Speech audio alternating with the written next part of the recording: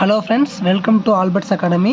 இந்த வீடியோ பதிவில் நம்ம என்ன பார்க்க போகிறோம் அப்படின்னா, புணர்ச்சி விதிகள் தான் பார்க்க போகிறோம். ஏன்னா ஒவ்வொரு டிஎன்பிஎஸ்சி எக்ஸாமுக்கும் பார்த்திங்கன்னா பிரித்தெழுதுக சேர்த்தெழுதுக அப்படிங்கிறது ஃபஸ்ட்டு டாப்பிக்காக கொடுத்துருக்காங்க. ரொம்பவே முக்கியமானது. அந்த பிரித்தெழுதுக சேர்த்தெழுதுக நீங்கள் கரெக்டாக ஆன்சர் பண்ணணும் அப்படின்னா புணர்ச்சி விதிகள் உங்களுக்கு தெரிஞ்சுக்கணும். ஃபஸ்ட்டு பாருங்கள், புணர்ச்சி அப்படின்னா என்ன அப்படின்னா, நிலைமொழி ப்ளஸ் வருமொழி இரண்டும் சேர்வது தான் புணர்ச்சின்னு நம்ம சொல்கிறோம். நிலைமொழினா ஒன்றும் இல்லை, இது ஒரு வார்த்தை, அடுத்து தாய் அப்படிங்கிறது ஒரு வார்த்தை, ப்ளஸ் மொழி அப்படிங்கிறது ஒரு வார்த்தை.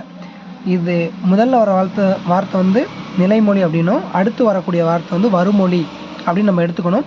நிலைமொழியும் வருமொழியும் சேர்வதால் வரக்கூடிய வார்த்தை தான் புணர்ச்சி அப்படின்னு நம்ம சொல்கிறோம்.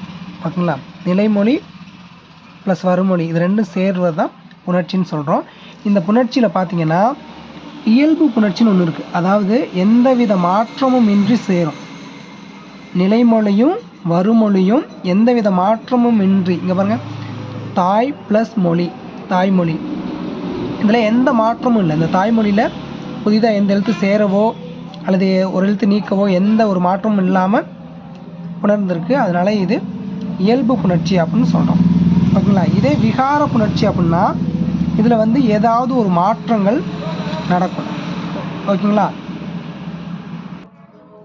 அது என்னென்ன மாற்றம் அப்படின்னா 3 வகையான மாற்றம் ஏற்படும். ஃபஸ்ட்டு பார்த்திங்கன்னா தோன்றல் விகாரம், அடுத்து திரிதல் விகாரம், கெடுதல் விகாரம் அப்படின்னு 3 விதமான மாற்றம் ஏற்படும். அதில் பார்த்திங்கன்னா தோன்றல் விகாரத்துக்கு ஒரு எடுத்துக்காட்டு பாருங்கள். தமிழ் ப்ளஸ் தாய் அப்படின்னா இது சேரும்போது தமிழ் தாய் அப்படிங்கிற இத்து அப்படிங்கிற புதுசாக ஒரு எழுத்து தோன்றியிருக்கும். ஓகேங்களா? அதனால இது தோன்றல் விகாரம். திரிதல் விகாரம் அப்படின்னா வில் ப்ளஸ் கொடி அப்படிங்கிறது பார்த்திங்கன்னா விற்கொடி அப்படின்னு மாறியிருக்கு. இல்லு இர்ரா மாறி இருக்குது. ஓகேங்களா? ஒரு எழுத்து இன்னொரு எழுத்தாக மாறும், அதுக்கு பேர் தான் திரிதல்னு அர்த்தம். அடுத்து கெடுதல் விகார புணர்ச்சி பார்த்திங்கன்னா மரம் ப்ளஸ் வேர் அப்படின்னா இதில் மரவேர் அப்படின்னு வந்திருக்கு பாருங்கள். இதில் இந்த இம்முங்கிற மகரமை கெட்டு மரவேர் அப்படின்னு வந்திருக்கு. அதனால் இது கெடுதல் விகாரம்.